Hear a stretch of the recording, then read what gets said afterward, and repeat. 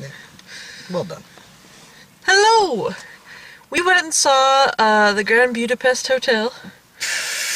Budapest. Budapest. It was pretty good. I liked it. It was very good. I enjoyed it immensely. It was... Yeah, it's Wes Anderson. It had every hallmark of a Wes Anderson movie. Uh-huh. I liked it about the same as Royal Tenenbaums, which is my favorite. I think that it had all the things a Wes Anderson movie that I like. None of the things that tend to annoy me. It had that very specific feel of like that we're looking at an extremely intricate dollhouse that everyone's kind of just running around in, and the same sort of weird sense of humor, and none of the scenes from like Life Aquatic where it just peters out at the end. Yeah. I know you don't like that one. You're the only person I've ever heard complain about that one. I've heard other people complain about it. To that degree. Alright, well it's a matter of opinion, but like this was the kind of Wes Anderson movie that I like. This was... I'm sorry, I'm sleepy. It had everybody in it. It really did. Like, besides the lead cast, there was a lot of weird little cameos in there, too. Mm-hmm. Yeah, I got the impression that there was people that were just like, me? Do I get to be in it? Yeah, okay, you're one of the concierges. Yay! Owen Wilson!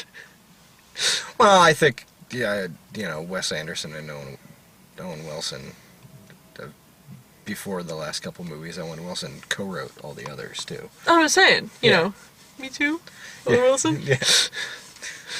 So, it's basically, it starts off as like almost like a Four Roomsy sort of situation, at least always the first half of Four Rooms, and quickly devolves into like a heist / murder mystery / prison escape movie, which I quite enjoyed.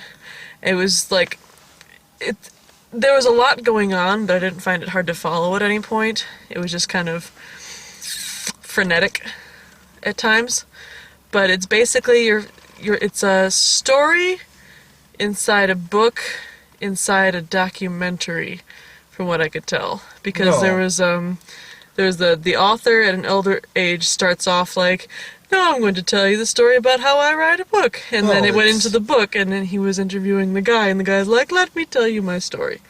Oh, it's yeah, but even before that, there's the girl reading the book. Oh, that's true. So, well, I think that she was reading the book that he was talking about in the documentary.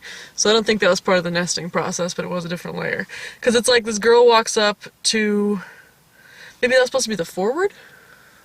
And it was just the visual version of it? I think the thing that you're thinking of that was documentary was him reading the book. But I'm not entirely certain. That part moved rather quickly. Yeah, well, because like it started off as she was reading the book, The Grand Budapest Hotel, outside in front of like the statue that says "In Loving Memory" with like just bunches and bunches of hotel keys on it, and then it cuts to that guy whose name is Tom Wilkinson, who's like, this is how I write a story, and his kid comes in and interrupts him at some point with like a BB gun, but if that wasn't in fact supposed to be him explaining the story to us, then yeah, I would guess that was supposed to be a representation of the foreword. And then it went into the actual story where Jude Law was staying in a hotel in the Swiss Alps in the off-season called the Grand Budapest Hotel, and the owner ends up coming to stay, Zero Mustafa. F. Murray Abraham. And Jude Law is like, tell me your story, and he's like, well, I will. And then it breaks into like the actual... The story itself. Yes. And it's basically, it's about Zero as a child, and he makes friends with, like, the weird concierge of the hotel, who's, like, vaguely effete, but, like, banging all the old ladies who work in the hotel, and smells like perfume, and always knows the right thing to say, and is basically, like, starts mentoring him. But then his old lady boss, Tilda Swinton, in really weird old lady makeup. Almost, like, I love Tilda Swinton, but... Swinton. Yeah, she's fantastic, but at the same time, why? Me Too, Tilda Swinton. Maybe not even Me Too. Maybe just Wes Anderson being like, come on, on, come be in my movie. But, so she swindled the shit out of it, but then, promptly died. And she left in her will most of her money to her 3 weird monk-like daughters and her son Dmitri, played by, mustache-twirling Adrian Brody. Whose first words in the movie are, "That fucking faggot." Well, because, like, he's basically, I don't know what the fuck region he's supposed to be from in Switzerland, but he's no one's even attempting an accent in this movie. No, but I think that's Again, it didn't take me out of the movie, but it wasn't. I think if they were all doing accents, it would have actually taken me out of the movie more. Well, I think that them not doing accents kind of lent itself more to the whole play acting miniatures feel of the movie, and so it lent itself more so than detracted. So anyway, God, what was the main guy's name? Ray Fiennes? Yeah. But no, his character's name. Oh, Gustav. Gustav. Monsieur Gustav gets pinched for the murder of Tilda Swinton, when in fact it was probably Dmitri. We don't actually ever find out, but probably Dmitri. And so he goes to stereotypical stripy pajama prison, and Zero helps him break out. Shenanigans. Culminating in... Yeah, it was, the Royal Tenenbaums meets Clue meets... oh, God. Not quite a James Bond movie, but... God. Definitely not a James Bond movie. Yeah, I like the chase me aspects of it, and it had like the... It was a Wes Anderson-y to the hilt. Oh yeah, absolutely. It was very much one of his movies from sight. You could go, oh yeah, Wes Anderson directed this. I did like, this is just a personal preference, but I get annoyed when a movie does too much the blue and orange palette, and this movie was doing it a little bit, but it was doing more so purple and yellow, which I found refreshing, because like all the little busboys had little purple uniforms and purple hats, and a lot of the walls, at least in the 1920s version of the Budapest, were yellow. So it popped without being obnoxiously trite. Well, it's the same color theory going on. I know. That's what I'm saying.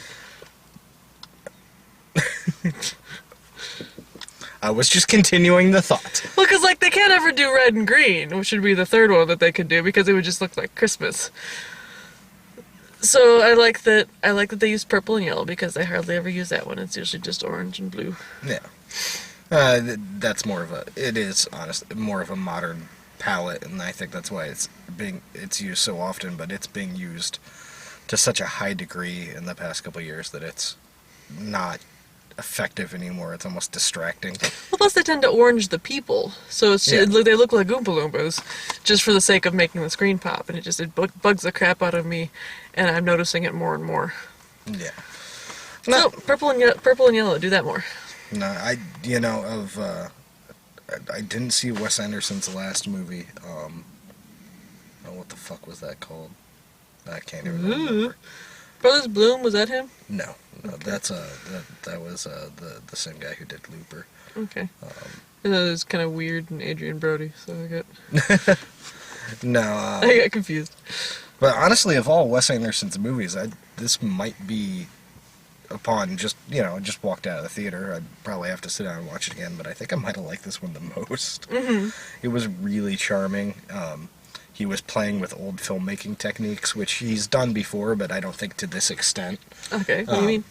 Well, like, some of the chase scenes and stuff, it was very obviously like a fake car in front of a screen.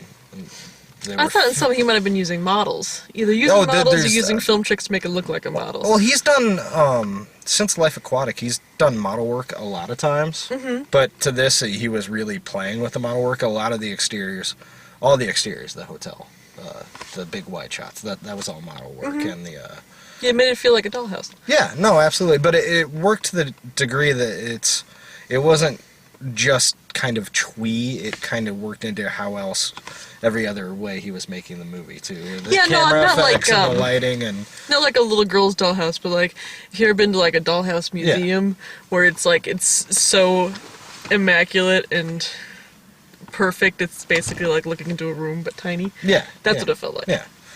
No, there was a lot of mantra work. There was a lot of gorgeous matte paintings that they used for the skyscapes and stuff. I miss that in movies. I really do. I love matte paintings. It's a lost art for him. Just overall, he there was so many weird old kind of fashioned filmmaking techniques that he used in this, but he used them and blended them so well that even the story moved along at a really good plot. It was entertaining. It was very simple without, pushing the boundaries of this is so simple, it's boring. But it's not it's the same kind of story that has been told 1,000 ways and by 1,000 different movies, but it made it interesting and it played with it and made it fun and interesting, but still very streamlined, very plain. The language isn't overabundant and well, I think that they did a good job of kind of alternating between florid and, not prosaic, but kind of gutter mouth. Because, Monsieur Gustave was, like, a huge fan of poetry, so sometimes he just, like, burst into poetry. Yes. And then other times he'd just be like, fuck it, and just, like, walk away. And I liked the sort of alternating between, pretty and, almost... not Rococo, kind of Art Deco-y looking stuff. And then, on the other hand, all of a sudden, Jeff Goldblum turns around and his fingers are gone. Well, and that's I think the movie was well crafted enough that those things were the times that the language was used and the times that his fingers get cut off. And it was surprising. Well, not only was it surprising, it was so well crafted that it played for a good laugh. Yeah, exactly. Every time. It wasn't like, oh, he's swearing again. It was like, oh, okay. No, it was an utterly charming little movie. I enjoyed that immensely. In fact, I'd like to see it again already. I don't know if I could see it again right this second, but I wouldn't mind seeing it again in a couple days. Because it seemed like there was probably a lot of background stuff that I was missing. Because a couple times I noticed people in the background just making faces. There was that one part where he was reading out. He was reading out loud the letter that Monsieur Gustave had written from Stripy Pajama Prison, and it cut to him, reading the letter out loud for us. But behind him was this row of guards and this row of scowling-faced prisoners, and I was just watching the prisoners for the entirety of the letter reading because they were making the funniest faces. And so, yeah, probably it would improve on another viewing. Well, yeah, it was very, very detailed, but at the same time, it wasn't so overly written that it was distracting that you had to force yourself to follow along. It was detailed, but at the same time it flowed so well. There was no lull in this movie. There was no point where it felt overly busy. It was just, to me, it honestly felt like it was a perfectly crafted movie almost. I was a little annoyed during the skiing montage, but that's just because it went on just barely too long. Maybe a little too long, but I think also that was the joke that it went on just slightly. I think he got a little bit enamored with the whole, and now it's a model on a ski luge, and now it's a model on, the thing with the guys and the thing. Well, yeah, so ridiculous that it couldn't possibly happen. Know? But, no, and honestly, I won't be surprised. Well, it won't happen. I'll be disappointed when Oscar season comes around again and this isn't nominated for production design. Oh, I'm sure it will be. I hope it is. This was one of the most beautifully set dressed movies I've ever seen. There was no space not used to its fullest extent. At all in this movie. Well, they did a very good job of defining the eras that we were seeing the hotel in, because when we were in the 1965 era of the hotel, you could definitely tell because it had the orange carpets and the very distinctive wallpapers, and then we were in the 1930s version of it, you could definitely tell. Yeah, and then later, and they were both gorgeous. It was a beautifully designed. I don't want to talk about it. It's one of those movies that I enjoyed it so much I don't want to talk about it so much and ruin it. I think if you like Wes Anderson's movies at all, you will enjoy this immensely. And if you don't like him, understandable, but this one's really fucking good. I did like, I really enjoyed the kid who played Young Zero. We were talking outside. He was great. He was charming as shit. I could have sworn that I recognized him for something, and we looked him up on IMDb, and apparently I don't. So he must just look like someone that I was recognizing. But it said, like, introducing Mario... What's his name? I can't remember the last Introducing whatever his name is Zero, whatever his name is. You know, for... The kid did a really good job. It was the kind of role that, like... a younger, no, what's his face? It was almost like a silent picture role. Yeah, a lot of like expressing with his eyes and body language, and just little quips like, "Don't flirt with her." Yeah, yeah. Or the fact that he had a mustache, like perfectly pencil thin John Waters style mustache, and during one of his like morning ablutions montage, it shows that he draws it on every morning with an eyeliner pencil. I thought that was a cute touch. There's a lot of cute touches. There's cute touches the movie. A lot of just a shit ton of fantastic little cameos too. Because you were all excited when that one guy showed up. Stephen Fisher! There was this one scene where they were Stephen like... Fisher's in this movie for like 3 seconds, and it made me so happy. We're gonna call in the Order of the Crossed Keys, and so they do this, like, set up this phone tree through all the hotels across Europe. Like the fancy hotel. And it's basically where they cram in all the cameos they didn't have room for in the rest of the movie. But, yeah, the Stephen Fisher and Bob Balaban and... Bill Murray with the most ridiculous mustache in history. He was rocking that thing. It was one of the big, like, sideways 3 kitty face mustaches where it, like, attaches up on the sides. It made me smile. But just neat little, like, you know, and, now that I think about it, I remember him being on the poster, but I didn't really expect to see Harvey Keitel in this movie. And he was one of the prisoners, yeah? Yeah, he was the guy with all the tattoos, and like... But then he had this one scene where he was talking, like, giving this speech. He was Harvey Keitel! He was just Harvey Keitel. He was shirtless with all these, like, prison tattoos on himself, and he was, like, making all the different muscles in his pecs and his arms twitch, and it's like, try talking and doing that at the same time. You freaking can't, because I was trying outside. He's Harvey Keitel. That's why he can do it. It was very impressive. Harvey Keitel is... one of my favorite actors of all time, and literally in this he was just Harvey Keitel in an amazing bald cap that made his head look like a light bulb, and really shitty like 1920s era prison/sailor tattoos, and then it's like a big stabby knife here, and then like a mermaid, like no real organization, star, just like really, someone had thrown a bag of tattoos at him. Yeah, and you know, he's just sitting there quiet, being menacing, and, you know, part of me is like, okay, what kind of weird-ass accent is he gonna put on? And he opens his mouth and no accent, he's just fucking Harvey Keitel. So speaking of fucking menacing, Willem Dafoe in this movie. Willem Dafoe... I don't know what the fuck... They gave him some kind of prosthetic teeth that made his jaw all fucked up to where he looked like a bulldog. I don't know what they were doing. I want that jacket, though. That the entire is wearing this weird sort of, like, SS-looking jacket, but instead of, like, the buttons coming across, like, an old-timey dentist's jacket, it had the flap, but he opened it up, and it was a secret compartment for his gun and his whiskey, so that he could get at him without opening his coat and getting all cold. I don't know why I mimed for that, but... No, it's...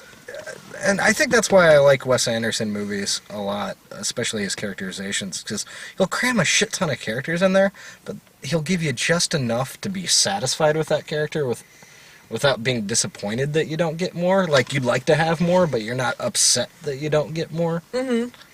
I think that's why I don't mind him having these big casts in his movies. I was bummed about Jeff Goldblum, but that's just because... Well, you never want to see anything bad happen to Jeff Goldblum. He had ridiculous... when we saw the poster for this movie before we actually watched the thing, it might have been me, I can't remember, jokingly called it ridiculous facial hair of the movie. And it kind of fucking is, but it doesn't, like... It's not distracting, except for the initial moment where you're like, ha, ha, and then they start talking, and you get you get back into the movie. But yeah, as soon as you get into the world that the movie's in, it all seems kind of natural and okay, and it fits really well with the feel of everything. Yeah, so Jeff Goldblum had this immaculate Van Dyke, like the oldie time pointy, and like the little pince-nez Teddy Roosevelt glasses. Yeah, and wonderfully perfect and even gray stripes. He looked amazing. Yeah. No, That's one of those things. There's not much else to say about it. it was really good. Go see it if you like Wes Anderson movies. Yeah, and even if you're not a big fan, Go see it if you've liked some of them and didn't like the others, because you'll probably like this one.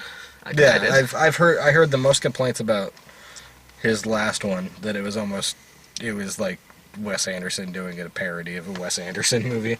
Which was his last one? I can't remember the name of it. Because I remember Darjeeling Unlimited, and that's one I didn't see. Darjeeling Limited was 3 movies ago, if you count Fantastic. Well, I can't remember the full order, but there was another live action one just a year or 2 ago, and I can't remember. Oh, I did see Fantastic Mr. Fox. I like that one. No, that Some one's people were great. bitching, but I thought it was cute. Oh, no, I thought it was fantastic. Mr. Fox. Yeah. I personally, I think Darjeeling Limited before this was my favorite of his movies, and I think this one's going to take its place. It was just really fun. And if you like movies, go see this movie. Not just because, hey, it was a good movie. It was like all the weird old film techniques they used. It was really fun to see somebody use all of those again and cram them all together and do it seamlessly. That's what I really enjoyed that. It had its occasional hipster moments, but not so much that you'll be annoyed if that kind of thing bugs you. Because like the little girl at the beginning with her gigantic clompy shoes for no reason bugged me slightly, but like there weren't so many strange sartorial decisions just for the sake of being strange. No, I don't. I mean, yeah, there was a lot of strangeness in it, but I think it all fit into the world really well and didn't call attention to itself to the point where it's distracting. It was just like little details defined later when you're watching it. Yes. Yeah. So final thoughts, go see it. I'm very pleased with myself this time because in terms of previews... I saw you write them down. When they started out, I wrote them on my arm. I don't know if you can see.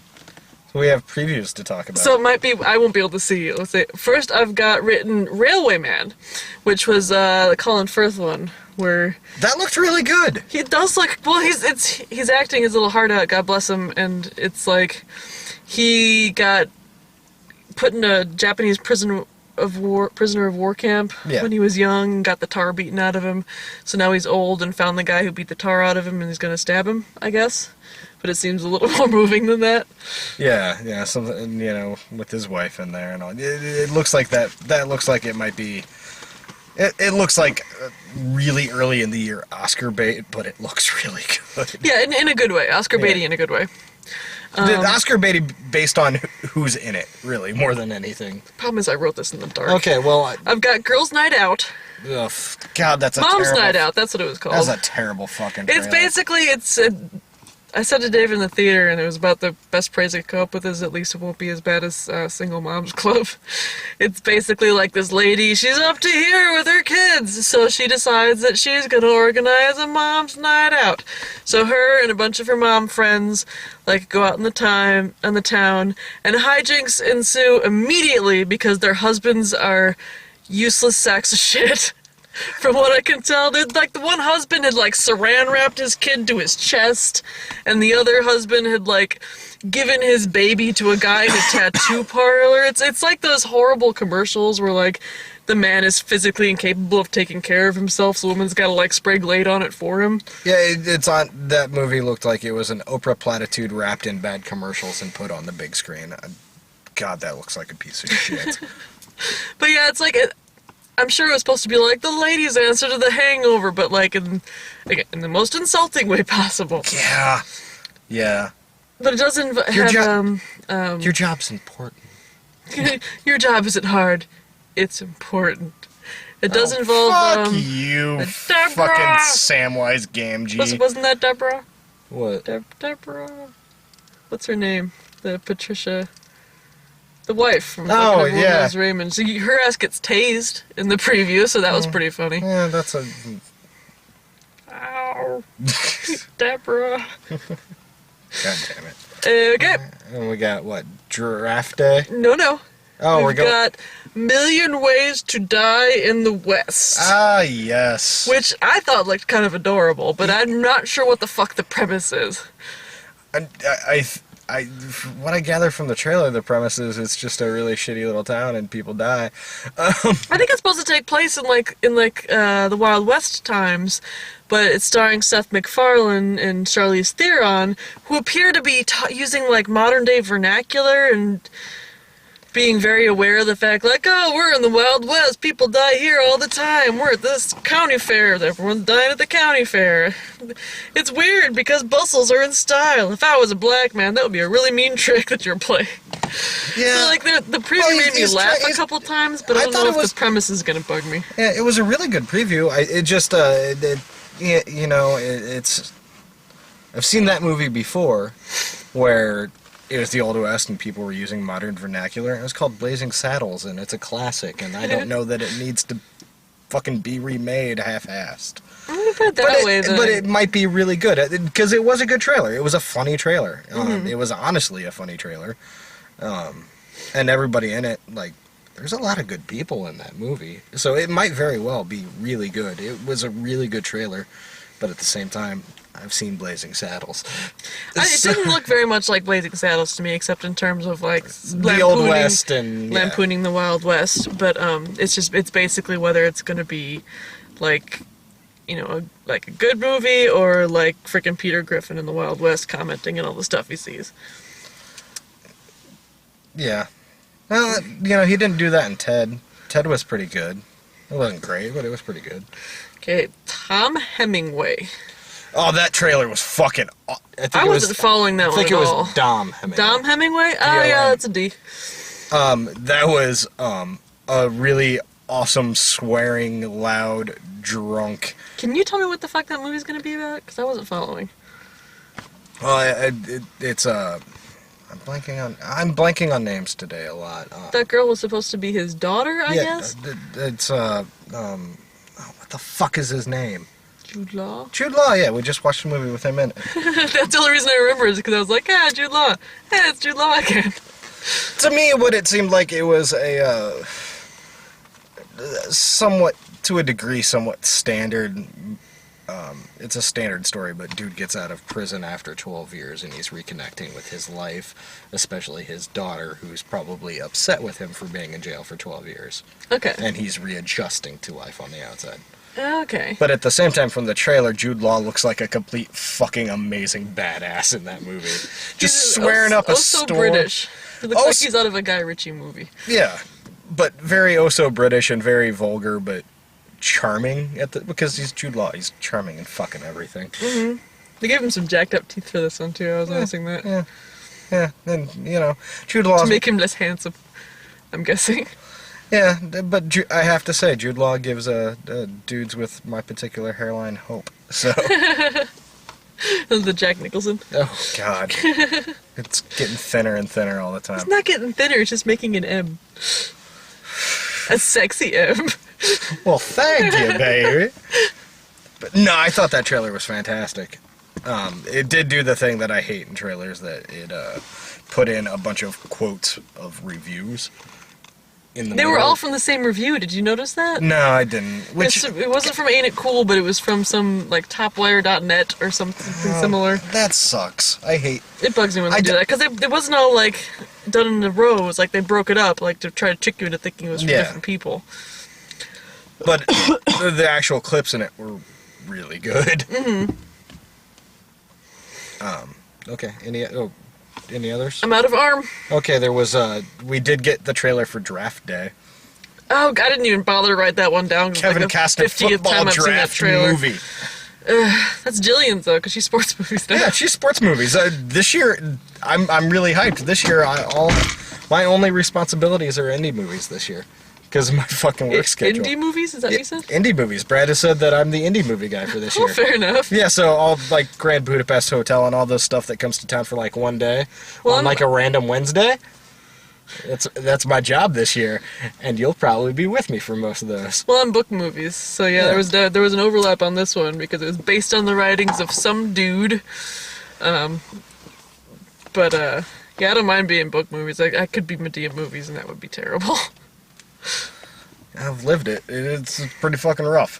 And so is Brad Medea movies this year? He said he was going to do it this year. He said he felt obligated. Godspeed. Yeah, no, I don't... there might be one more. Yeah, I think there's one more at the end of the year. So really, he got off light, all things considered. Yeah. Called, like, Run, Girl, Run.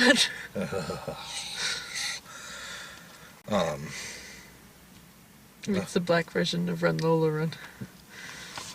See, I'd watch that movie. They're still talking German for some reason. Fuck it, I'm in. Probably be less exploitative than most Medea movies. Okay, we're gonna make that movie. Anything would be less exploitative than Medea movies. Jesus Christ.